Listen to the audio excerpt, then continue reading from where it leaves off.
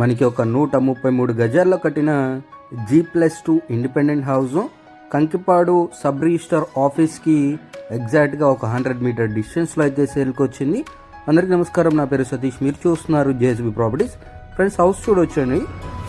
2 బిట్లు ఉంటాయి. ఫస్ట్ది వేరే వాళ్ళది, సెకండ్ది అనమాట ఇప్పుడు సేల్కి వచ్చిన హౌస్. సో ఈ 2 అన్నదమ్ముల వాటాలు. ఈ ఇంటికి ఓన్లీ నడకదారి మాత్రమే ఉంటుంది.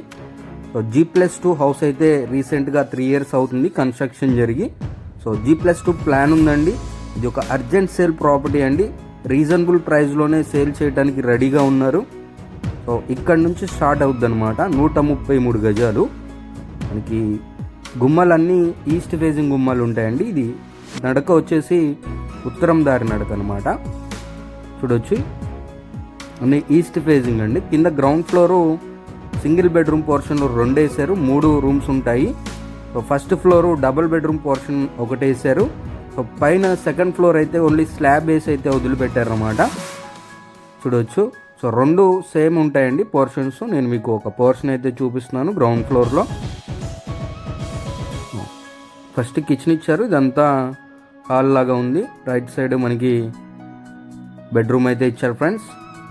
సో మొత్తంగా మనకి 133 గజాలండి. చూడొచ్చు, కంకిపాడు సబ్ రిజిస్టర్ ఆఫీస్కి 100 మీటర్ డిస్టెన్స్లో ఉంటుంది. సో చుట్టూ ఇళ్ళ మధ్యలో ఉంటుంది. ఇది ఫస్ట్ ఫ్లోరు డబుల్ బెడ్రూమ్ వేసారండి. సో ఇంకా మనకి ఒక 30% వర్క్ అయితే పెండింగ్ ఉందండి.